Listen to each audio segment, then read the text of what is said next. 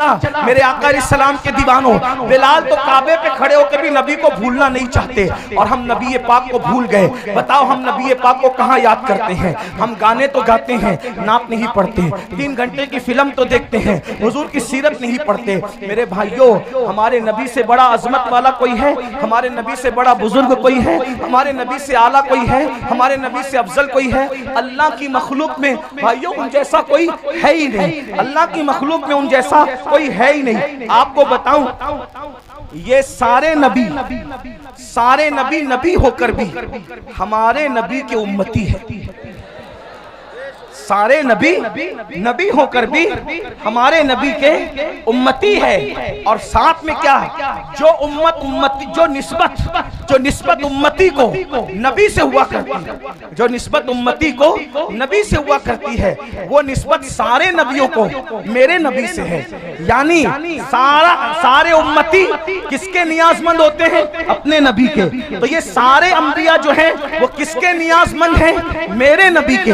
बल्कि जमीन के ऊपर ही नहीं, मैदान महशर में भी सबको अगर नियाजमंदी की तमन्ना होगी तो रसूलुल्लाह की निगाह रहमत की तमन्ना होगी। मेरे इमाम तो ये कहते हैं उस दिन खलील भी तमन्ना कर रहे होंगे कि काश ये आमिना के लाल की नजर मुझ पर पड़ जाए। और मेरे इमाम यूं कहते हैं वो जहन्नम में गया जो उनसे मुस्तगनी हुआ, वो जहन्नम में गया जो उनसे मुस्तगनी हुआ। है खलीलुल्लाह को हाजत रसूलुल्लाह की। बस पैगाम यही देना था। आज हम रसूलुल्लाह से दूर हुए हैं, रुसवाई का सबब यही है, जिल्लत का सबब यही है। हमारे बच्चे, उनका ईमान और अकीदा हम महफूज ना रख सकेंगे अगर हम हुजूर से लोगों को जोड़ने में नाकाम रहे। मेरे भाइयों, इसलिए इस उर्स का पैगाम यह है, अपने बच्चों के सीनों में इश्क रसूल पैदा करो। खुद के सीनों में पैदा होगा तो बच्चों के सीने में, माएँ और बहनें मौजूद हैं, अपने बच्चों के सीने में इश्क रसूल पैदा। और कैसा इश्क रसूल? अगर आप सुनने के लिए मूड में हैं तो मैं एक बात आपको सुना। कैसा इश्क रसूल? हमारा इश्क रसूल ये है कि अगर अस्सलातु खैरुम मिनन नौम बोलकर हमें मस्जिद बुलाया जाए तो इश्क रसूल हमारा इतना कमजोर है कि हमारा इश्क हमें मोहल्ले की मस्जिद में भी नहीं ले जाता। आपकी तवज्जो, बहुत अहम नुक्ते पे गुफ्तगू आती है और इसी पे शायद खत्म होती है। आपने सुनने के लिए हिम्मत दिखाई तो मैं भी कुछ बोलने के लिए हिम्मत दिखा रहा हूं, वरना मैं तो खत्म ही कर रहा था। तवज्जो आपकी। अजान की आवाज सुनकर जो मोहल्ले की मस्जिद तक ना ले जा सके, इतना कमजोर इश्क, फिर वो जन्नत में क्या ले जा सके? असल में इश्क कमजोर नहीं होता, आशिक कमजोर होता। हाँ, जो इतना कमजोर आशिक हो कि वो अजान की आवाज सुन के मोहल्ले की मस्जिद तक न जा सके, वो कभी भी जन्नत तक उसका इश्क उसको नहीं ले जाएगा। कहा किसका इश्क जन्नत तक ले जाएगा? मैंने कहा वो जो नबी की आवाज को सुनकर, नबी की आवाज तो नबी की आवाज है, बल्कि नबी जिसको मुकर्रर कर दे आवाज देने के लिए, वो उस आवाज को सुनकर पहली रात की दुल्हन को छोड़कर मस्जिद नहीं आता, बल्कि सर कटाने के लिए मैदान में आ जाता है। देख रहे? तो याद रखिए, इस्लाम दुश्मन ताकतों का प्लान, उनका मंसूबा, उनकी साजिश ये थी। 900 साल पहले ये मंसूबा बनाया गया था ताकि मुसलमानों के सीने से मोहब्बत रसूल निकाली जाए, इश्क रसूल निकाला जाए और उनके सीनों को इश्क रसूल से खाली कर दिया जाए, मोहब्बत रसूल से खाली कर दिया जाए मुसलमानों। लेकिन जैसे जैसे उन्होंने मेहनत की इश्क रसूल को निकालने की, मोहब्बत रसूल को निकालने की, अल्लाह अकबर, वैसे वैसे उनकी मेहनतें नाकाम होती गई। वो रसूल रसूलुल्लाह से दूर करने के लिए तरह तरह के मंसूबे बनाते रहे, तरह तरह की साजिशें करते रहे, लेकिन उनकी हर साजिश नाकाम होती रही। उसकी वजह यह थी कि जब भी वो साजिशें करते अल्लाह के रसूल से दूर करने के लिए, 900 साल पुरानी बात है, हमारे उलमा, हमारे मशाइख, हमारे मुकर्रिरीन जब देखते कि इस्लाम का दुश्मन जो है अल्लाह के नबी से दूर करने के लिए जो है वो माज़ अल्लाह कोशिशें कर रहा है, काविशें कर रहा है, तो वो पूरी मेहनत, अल्लाह अकबर, सर से लेकर पैर तक के पूरी मेहनत झोंक देते ताकि लोगों के दिलों में मोहब्बत रसूल पैदा हो, इश्क रसूल पैदा हो, अज़मत रसूल पैदा हो। उसके लिए वो तकरीरें करते हैं, उसके लिए वो किताबें लिखते हैं, उसके लिए वो हुजूर की अज़मतों की महफिलें मुनक्किद करते हैं। लेकिन चलते चलते जब ये सिलसिला 15वीं सदी में दाखिल हुआ तो अब इस्लाम का दुश्मन जो है अपने मंसूबे में कामयाब होता नजर आ रहा है। किस तरह कामयाब होता नजर आ रहा है? पहले उसने ये किया कि रसूलुल्लाह से रोकने के लिए स्पीकर तैयार किए ताकि वो अलग अलग अंदाज से नबी की शान में तौहीन करे, नबी की शान में गुस्ताखी करे, हुजूर पर एतराज करे। लेकिन अल्लाह अकबर, जब वो कामयाब न हो सके तो उन्होंने क्या किया? फिल्में बनाई, और फिल्में इसलिए बनाई ताकि मुसलमान जितनी देर तक फिल्म देखेगा उतनी देर तक अपने नबी के जिक्र से दूर रहेगा। उन्होंने केबल ईजाद किया, मुसलमान जितनी देर तक के केबलों में मसरूफ रहेगा उतना अपने नबी से दूर रहेगा। उन लोगों ने गाने, एक से खूबसूरत गाने इजाद किए कि जितनी देर तक मुसलमान गाने सुनता रहेगा, गाने गाता रहेगा, अपने आका के जुल्फ और रुखसार के तस्करे से दूर रहेगा। अल्लाह अकबर। उन्होंने हमारे दरमियान, अल्लाह अकबर, 15वीं सदी आते आते गंदी फिल्में इजाद कर दी। और ये तो इतनी खतरनाक है, इंटरनेट का ये जंगल इतना भयानक और खतरनाक है, इससे शायद ही कोई बच सकता है, बल्कि वही बच सकता है जिसको अल्लाह बचा ले। मेरे प्यारे आका सलात व तस्लीम के प्यारे दीवानों, यहाँ हजारों आशिकाने रसूल कहलाने वालों का मजमा है। मैं आपसे पूछना चाहता हूँ, थोड़ा अपने आप में डूब करके सोचो, ऐ मेरी कौम के जवानों, अपने आप में डूब कर सोचो। बताओ, हम 24 घंटे में कितना घंटा रसूलुल्लाह का जिक्र करते हैं, कितना घंटा हुजूर को याद करते हैं, कितना घंटा हुजूर का तस्करा करते हैं। अल्लाह अकबर। हमारी हालत तो ये है कि अल्लाह अल्लाह, हमने फेसबुक पर घंटों लगा दिए हैं, लेकिन घंटों हम अपने नबी का जिक्र नहीं कर पाते। हम गानों में बहुत बड़ा वक्त लगा देते हैं, लेकिन उतना वक्त रसूलुल्लाह के जिक्र में नहीं लगा पाते। अब आप मुझे बताएं, जिसका बाप, अब तवज्जो से सुनना, जिसका बाप अल्लाह के नबी से दूर हो जाए, उसके बेटे को रसूलुल्लाह से कौन करीब कर सकता है? जिसकी माँ नबी से दूर हो जाए, अल्लाह अकबर, उसके बेटे को नबी से कौन करीब कर सकता है? बड़ी माजरत के साथ ये हजारों का मजमा देख करके हम आपको दुआ तो दे जा रहे हैं, लेकिन हमारे सीने ठंडे नहीं होते, हमारे कलेजे ठंडे नहीं होते। उसकी वजह यह है कि आजकल बड़ी माजरत के साथ हमारे मुकर्रिर लोग, नातखा लोग, नाजिम लोग, पीर साहब लोग, महफिल सजाने वाले लोग खुश हो रहे। क्यों खुश हो रहे? हजारों आ गए। मैं कहता हूँ भाइयों, ये लोग दिल बहलाने आए, ज्यादातर लोग दिल बहलाने आए हैं। वजह, हाँ, कल तक के फिल्म देखकर दिल बहलाते थे, कहा चलो थोड़ा सा वक्त तो मौलाना लोगों से दिल बहला लेंगे, क्या बोलते चलो देखते हैं। इसलिए कि अगर ये अमल के लिए आते, अगर ये अमल के लिए आते तो कौम में इनकलाब पैदा हो चुका होता। इसलिए कि रोजाना जलसे हो रहे हैं, रोजाना तकरीर हो रही है, मुकर्रिर लोग तकरीर करते करते बेचारे इंतकाल कर जा रहे हैं, लेकिन कौम है कि बदलने का नाम नहीं लेती। लेकिन मुझे उम्मीद है हम मायूस नहीं हैं, नहीं इकबाल मायूस अपनी किश्ते वीरा से, नहीं इकबाल मायूस अपनी किश्ते वीरा से, जरा नम हो तो ये मट्टी बड़ी जरखेज है साकी।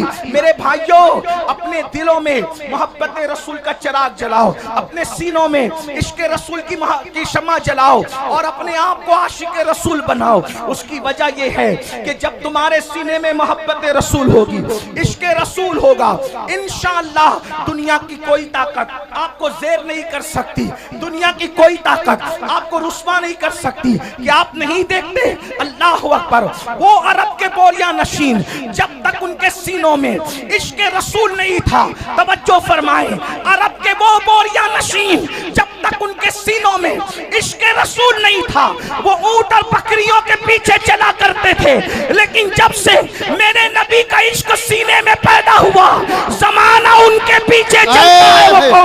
वाह भाई जिंदाबाद। नारे तकबीर, नारे रिसालत, मसलके आला हजरत और से मुक़द्दस सादात इकराम हजरत अल्लामा सैयद अमीनुल कादरी साहब किबला, नारे हैदरी हुजूर सैयद आसिफ मियां साहब किबला। वाह भाई बहुत अच्छा भाई जिंदाबाद माशाअल्लाह। ऊंटों और बकरियों के पीछे चलने वाले जिन्होंने पूरी पूरी जिंदगियां ऊंट और बकरियों के पीछे चलते हुए गुजार दिया, जब नबी का इश्क सीने में आया तो पूरी दुनिया उनके पीछे पीछे चलती रही और वो जमाने के आगे आगे चलते रहे। अरब की तारीख ने बता दिया अगर दुनिया को पीछे चलाना है तो आमिना के लाल की मोहब्बत को सीने में पैदा करो।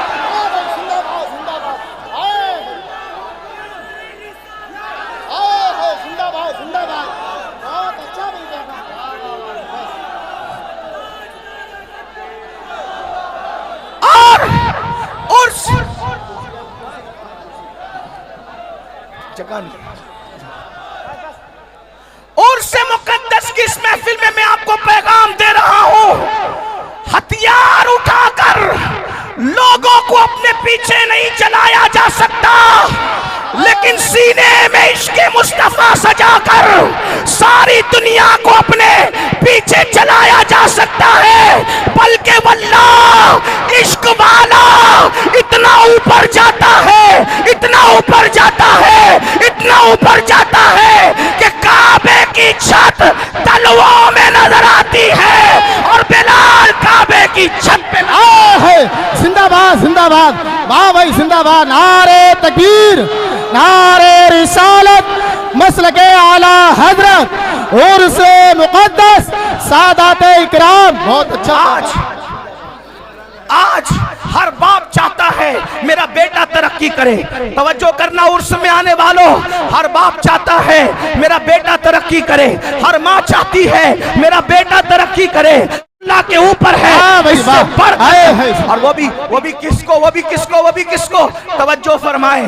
सारे गोरे चिट्टे अरब वाले जमीन पे खड़े हैं, सारे गोरे चिट्टे अरब वाले जमीन पे खड़े हैं, लेकिन वो बिलाल हबशी जिसका रंग काबतुल्लाह के गिलाफ का जलवा लेकर के है, जिसका रंग काबतुल्लाह के गिलाफ का जलवा लेकर के है, वो सरकार बिलाल हबशी रदी अल्लाह तबारक व तआला अन्हु अल्लाह अल्लाह काबे की छत के ऊपर खड़े होकर के अजान पढ़ रहे हैं, अजान। और आप जानते हैं मेरे भाइयों, जब बिलाल ने अजान पढ़ना शुरू किया तो कुछ लोगों ने ये कहा क्या माज़अल्लाह मोहम्मद को कोई और न मिला था अजान दिलवाने के लिए, बल्कि एक शख्स ने तो ये कह दिया देखो नकल कुफ्र कुफ्र न बाशद। एक शख्स ने ये कहा कि देखो इस काले कौवे को कि ये काबतुल्लाह की छत पे है, लेकिन मुसलमानों जरा गौर करो, जरा सोचो, काबे की छत पे खड़ा करके रसूलुल्लाह ने बिलाल का इम्तिहान लिया। अच्छा अल्लाह, आप लोग अब मान जाए, ठीक है हजरत को, ठीक है आप लोग बैठ जाइए। सज्जादा नसीर साहब कुछ कह रहे हैं, इनकी मान लो, प्रोग्राम फिलअप कर लो यार। बैठ जाओ बैठ जाओ, अरे तकरीर सुनना है, बैठ जाओ जहां पर वो वहीं बैठ जाओ, क्या करना है, बहुत जगह, इधर बहुत जगह है। अरे भैया बैठ जाओ।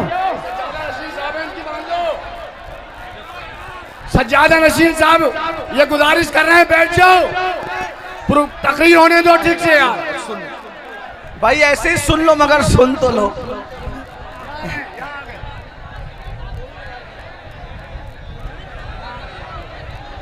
अच्छा ये बताएं बोलूं कि नहीं बोलूं? चुप रहो ना यार भाइयों, मैं मुनाजिर थोड़ी हूँ, नीचे ऊपर से बोला जाता है तो मुनाजरा होता है, मैं मुनाजरा करने नहीं, मैं बयान करने आया हूँ।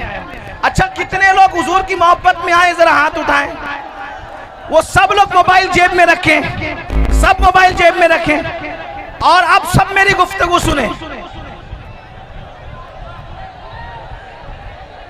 भाई मैं बद्दुआ नहीं देता किसी को, मैं किसी को बद्दुआ नहीं देता, लेकिन अगर आप सुन लें, जबान से नहीं निकली, दिल बेचैन हो गया तो प्रॉब्लम में आ जाओगे। इसलिए थोड़ा सा ख्याल करो। दुरूद शरीफ पढ़ो, बुलंद आवाज से दुरूद शरीफ पढ़ो, आशिकों की तरह दुरूद शरीफ पढ़ो।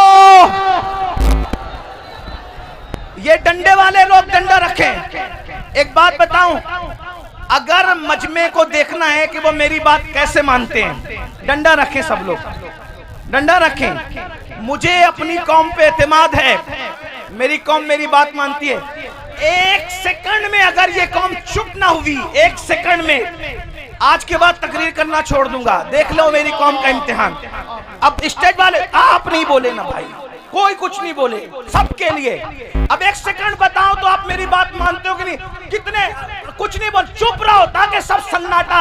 ये यूट्यूब पे देखने वाले सन्ना बैठे नहीं, जगह नहीं है, मुझे पता है, खड़े खड़े सुने, लेकिन सन्नाटा एक सेकंड में करके बताएं ताकि यूट्यूब पे पता चले कि हमारी बात लोग कितनी मानते हैं। देख लिया, ये मोहब्बत की ज़बान। हाँ, अब वो सब ऐसे ही रहेंगे। मेरी आदत टूट गई है खड़े होकर तकरीर करने की, कि मैं पहले खड़े होकर बोलता था, अब खड़े होकर बोलता हूं तो ज्यादा देर तक नहीं बोल पाता, लेकिन चले आपके लिए खड़ा रहता हूं। अब सुनिए, अब कोई कुछ बोलेगा, कोई कुछ बोलेगा, बोल तो रहे हो, अब नहीं बोलेंगे, बोलेंगे तो क्या बोलेंगे, बोलो क्या बोलेंगे। अब बात 15 मिनट सुन लो बस, सुने। हर इंसान चाहता है मेरी औलाद तरक्की करे। अजान, ठीक, सबसे बेहतरीन शहर में, सबसे बेहतरीन जगह पर, सबसे बेहतरीन नगमे के लिए बिलाल को कहा। अब बिलाल पूछने लगे कि या रसूल अल्लाह, अजान देने के लिए काबे की तरफ रुख का होना जरूरी है। अजान देने के लिए रुख कहाँ होना चाहिए? काबे की तरफ। मैं तो जंगों में अजान दी, काबे की तरफ रुख किया। मदीने शरीफ में अजान पड़ी, काबे की तरफ रुख किया। तिहामा की वादियों में अजान पड़ी, काबे की तरफ रुख किया। हर जगह अमन में, जंग में, जहां जहां अजान पड़ी, काबे की तरफ रुख किया। गरीब परवर बंदा नवाज, बुलंद करने वाले सरकार, आज आपने काबे की छत पे खड़ा किया, अब मैं रुख किधर करूं? मेरा रुख किधर होगा? हुजूर ने इम्तिहान लिया, तेरा दिल जिधर चाहे। बेनियाज रसूल ने, बेनियाज खुदा के बेनियाज महबूब ने, जो सिर्फ खुदा का नियाजमंद है, बाकी किसी का नियाजमंद नहीं। बिलाल, तेरा दिल जिधर चाहे उधर रुख कर ले, आज तेरे अजान पढ़ दे। बिलाल ने कहा, अब किधर क्या रुख करना, अब किधर और क्या रुख करूं? इतनी तरक्की मिल गई है तो जिसके सदक़े में तरक्की मिली है, रुख तो उधर ही होगा, रुख तो उधर ही होगा। और बिलाल ने कहा, जब काबे के काबा ने मुझे काबे पे चढ़ा दिया और मेरी तरक्की का राज सिर्फ यही है जो काबे का काबा है, तो सबसे रुख फेर सकता हूँ, आमिना के लाल से रुख नहीं फेर सकता। वाह भाई, जिंदाबाद जिंदाबाद।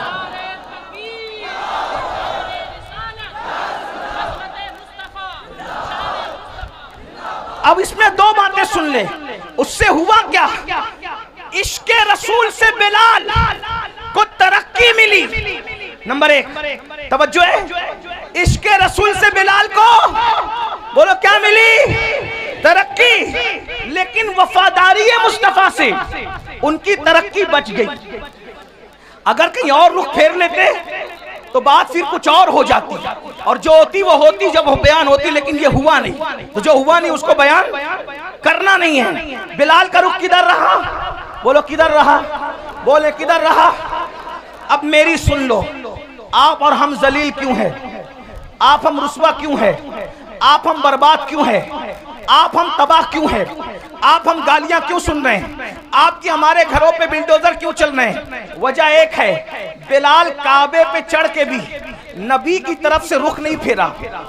बिलाल काबे पे चढ़ के भी नबी की तरफ से रुख नहीं फेरा, और तुम डॉक्टर बनने के बाद नबी से रुख फेर लिए। इंजीनियर बनने के बाद नबी से रुख फेर लिया, मालदार बनने के बाद नबी से रुख फेर लिया, 3 टाइम का अच्छा खाना खाने के बाद नबी से रुख फेर लिया, कीमती कपड़े पहनने के बाद नबी से रुख फेर लिया। बताओ वो काबे पे चढ़ के इतने ऊंचे पे भी नबी को नहीं भूले, और हम इन सारी गंदगियों के अंदर, गुनाहों की गंदगियों के अंदर अपने नबी को भूल गए और माल की मोहब्बत में, कपड़ों की मोहब्बत में, डिग्रियों की मोहब्बत में, तिजारतों की मोहब्बत में अपने नबी से हमने अपना रुख फेर लिया। तो नबी से जो रुख फेरता है तो उसका क्या होता है? जिससे जो नबी से रुख फेर लेता है, खुदा की रहमतें उससे अपना मुंह फेर लिया करती है। आज लोग इश्क के दुश्मन क्यों हैं? तवज्जो, लोग इश्क के दुश्मन क्यों हैं? जानते हैं जिस दिन तुम आशिक बनोगे कोई टिक नहीं सकेगा, क्योंकि औकात के बराबर में चिड़िए और कौवे उड़ ही नहीं सकते। औकात के बराबर में, औकात देखा है शाहीन, बास, औकात के बराबर में चिड़िया और कौवे उड़ ही नहीं सकते क्योंकि वो बहुत ऊंचा उड़ता है। तो लोग चाहते हैं कि औकाब न बनने पाए, इसीलिए लोग इश्क के दुश्मन हैं। हर फिल्म का उन्वान इश्क, हर सीरियल का उन्वान इश्क, हर गाने का उन्वान इश्क। आपसे पूछता हूं, ये इश्क नहीं है, ये इश्क से हटाने का एक जाल है। जैसे अगर आपने कभी मछली का शिकार किया हो या चूहे को मारने के लिए पिंजरा रखा हो, तो मछेरे क्या करते हैं? हमारे यहाँ उसको सिद्दुड़ कहते हैं। सिद्दुड़ आपके यहाँ क्या कहते हैं नहीं पता। एक छोटा सा नहीं, एक कीड़ा होता है, बहुत बारीक सा पतला सा कीड़ा होता है, गेसा, गेसा कहते हैं हमारे, उनको सिद्दुड़ कहते हैं। वो मछली को बहुत पसंद है, तो क्या करते हैं पता है? मछली को पसंद है तो वो सिद्दुड़ लगाकर, गेसा लगाकर कि हम तुझे खिला रहे हैं, मगर वो खिलाते नहीं है, उसके पीछे एक नोकीला वो होता है, हैं?